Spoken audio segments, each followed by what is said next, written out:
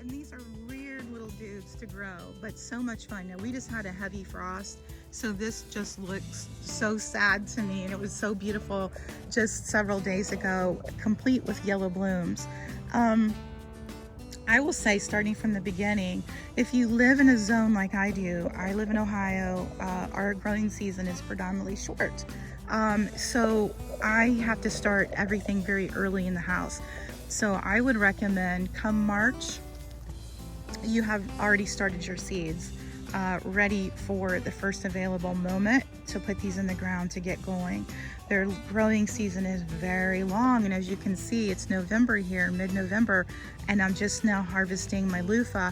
If we hadn't had the frost, I would have let those continue to dry and ripen on the vine. They're still quite heavy. A little hint too, now if you live in a warm climate where you have warm weather during the winter, say Arizona, California, out west, etc., I would just leave these on the vine and let them dry out. And I usually lift. These are very heavy still. So in theory, these could have still grew into bigger loofahs. You can see there's a bigger one here. Now, a lot of people have asked me, why isn't my loofah vines making loofahs? I would say probably they're not being pollinated. Midway in your growing season with your loofahs, you will see a yellow flower. That's the male flower. That'll come up first. And then you'll see another series of yellow flowers appear. And it'll almost be sitting, the bloom will be sitting on the top of something that looks like a mini loofah. That's the female flower.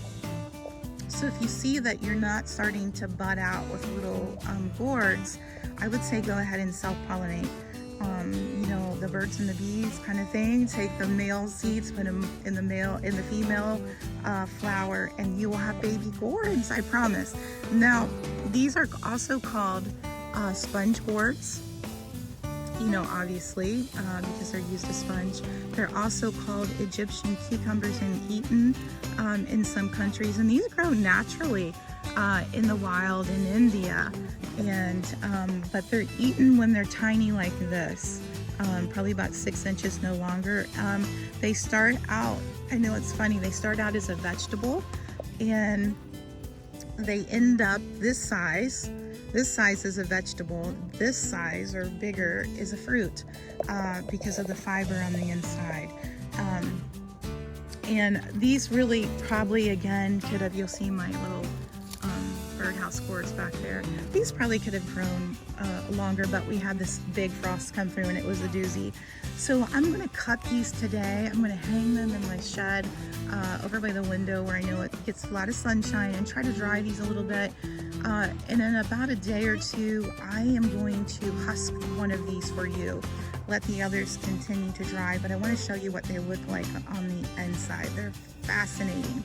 Now, if you're using these as a sponge, whether to clean or to clean yourself, clean your house, etc., know that this being a natural fiber, it can grow bacteria. So make sure after every use it's dried out thoroughly, because you don't want to make yourself sick with that. Some people bleach them, but if you're using it for your body, I don't recommend that. Again, this is a natural fiber, and I would be afraid that that would kind of bleed out when it got wet. But these are great. A lot of people will put them into soaps.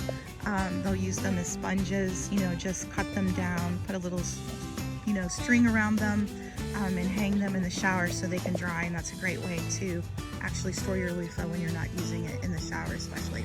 So I'm gonna go ahead and cut these. I'm gonna hang them, and then we're actually gonna husk one of these puppies, and I'm gonna show you what it looks like on the inside. Tip about the loofah, as you can see, this entire cattle panel, this is the only thing growing on it. Everything else has been removed. I had huge tomatoes on this side earlier this growing season, tomatoes on that side, potatoes down there, onions, cucumbers, and all sorts of gourds on this.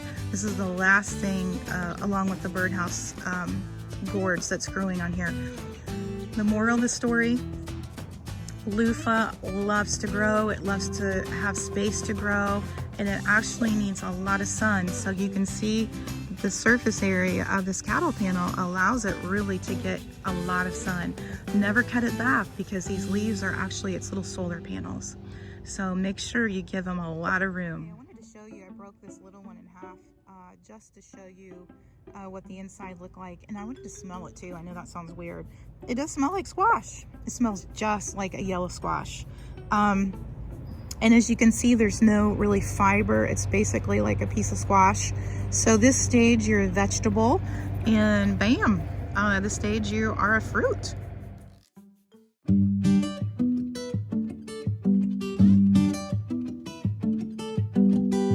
All right, it's time to harvest our loofahs. These have been hanging around my garden shed for a couple days, just trying to dry up some of the juices on the inside. But I wanted to show you actually how to husk these. There might be a better word to use than husk. But we're simply going to make, see how the plant naturally grows? It's kind of striated down the middle of it. I'm just going to follow that seam, and I'm just going to cut along it, and I'm going to make a lot of cuts. I don't want to go too far, because if I do, I'm going to damage the fibers of the sponge, and I want to keep that intact. And I'm just going to cut here and kind of make a little door to pull it out.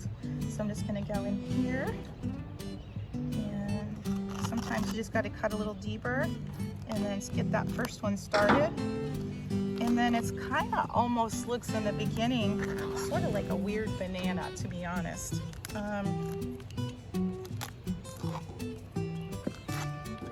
There's a bunch of different ways that you can get in there and take off the peeling.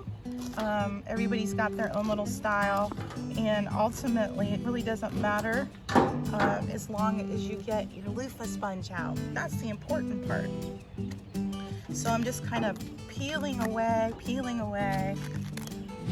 until I get down to my sponge.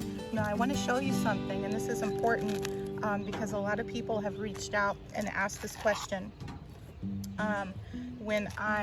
about their loofahs when they get to this point. And I want to show you this so you don't get worried as well. See how I'm pulling off the loofah peeling? It doesn't look like a loofah, does it? And if you looked at it, it almost at first, even the end, it kind of looks like a squash. And you think, what's wrong with my loofah? Is maybe it didn't get big enough, or you know, it's not mature enough in the growing cycle to become a loofah. And I guarantee you, this one was even smaller. This is what's going to result in that. See how the end is actually open and whatnot?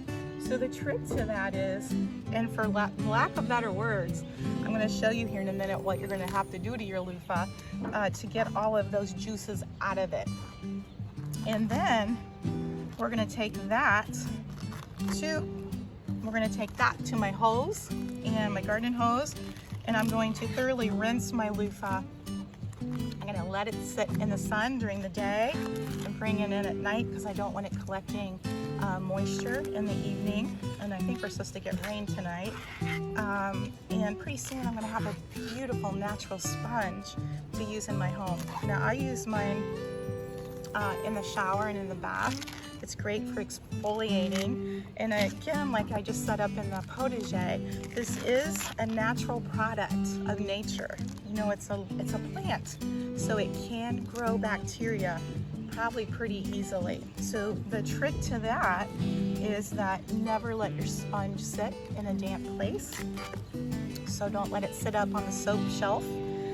You know, maybe put a little piece of twine, cotton twine through it and hang it, you know, from the faucet knob, because bacteria will grow. You want that to thoroughly dry between uses, because it is, you know, a plant. Okay, I'm going to pull that out of there. Now the end, when you see this, you're like, oh, okay, that sort of looks like a loofah. Let me put some of this peeling in here. Now here's where it gets super weird. This is what we're aiming for. They're such weird plants, aren't they? And so this is, see, this is very flexible. This is not, see, not flexible. hard for me to even bend it because it's filled with its juices and its seeds. So my job is, and yours will be if you grow this, is to break down those juices to get those out. And you're gonna see what that looks like here in a minute.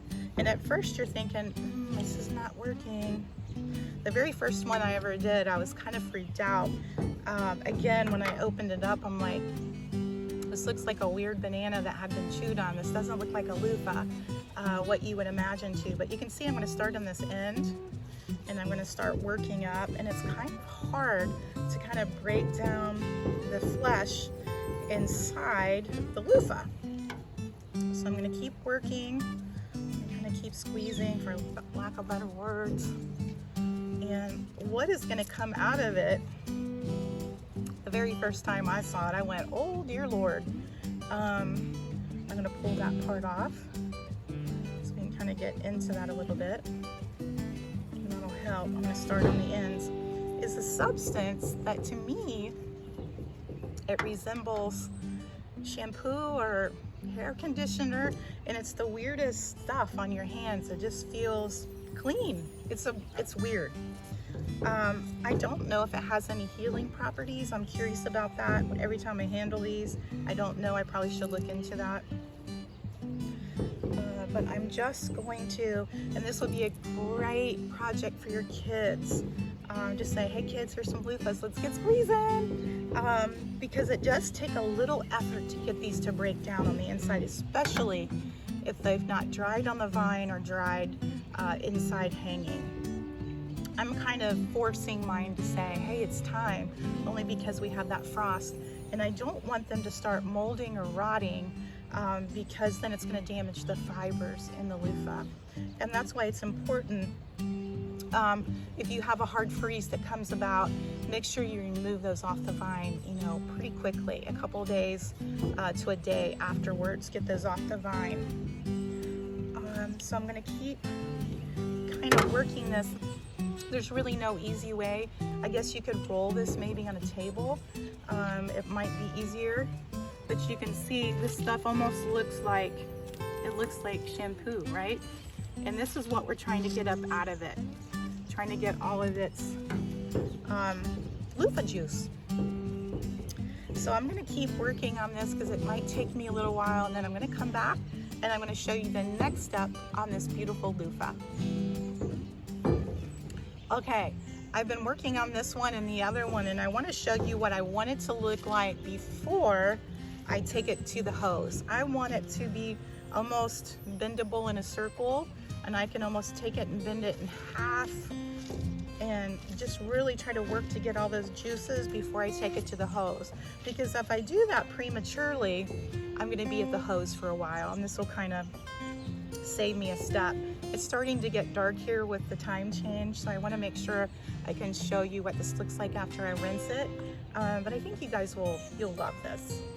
You can see the inside is looking actually more like a loofah sponge itself, and it's just something. Give yourself plenty of time to kind of get all of this out.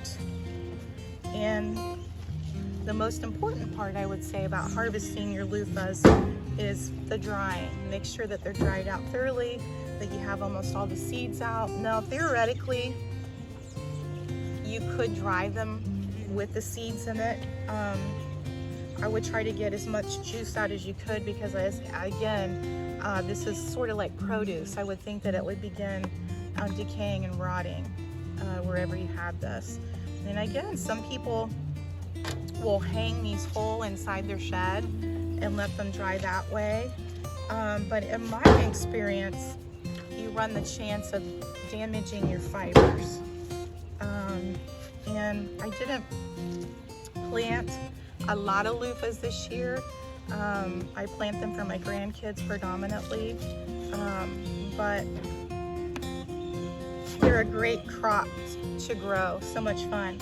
And again, I'm saving the seeds. These are heirloom from Baker Creek. These will grow next year. The seeds from this will grow next year, which is always such a treat to see it come back up. Okay, I'm gonna run to the hose real quick. I'm gonna rinse this off, and I'm gonna show you our final sponge product. Okay, I finally have rinsed this out and it's beautiful. Every time I do this, I'm amazed at the wonders of the world. And the next step is I'm simply going to lay it in the sun during the daytime and let it dry thoroughly. And to me, that's the best thing. The sun is kind of a wonderful thing to cure it and kill anything that it needs to kill. Every once in a while, when it's drying, if you need to send it back through the hose again or take it into the kitchen sink, that's fine too. I wanted to show you what the inside looks like, and you can still see that seeds are coming out, and that's good. That's what I want. So I'm going to give these another good shake and take a peek. Isn't that amazing? You'll still see some seeds, so that's okay. I'm going to get a bag and shake those all into it, and then lay them out on a paper towel and dry those in a warm window. And then we'll be ready to plant for next year. You guys, if you haven't tried to plant loofahs yet, try it. It's amazing. I know my grandkids get the biggest kick out of it, but here it is. You guys enjoy.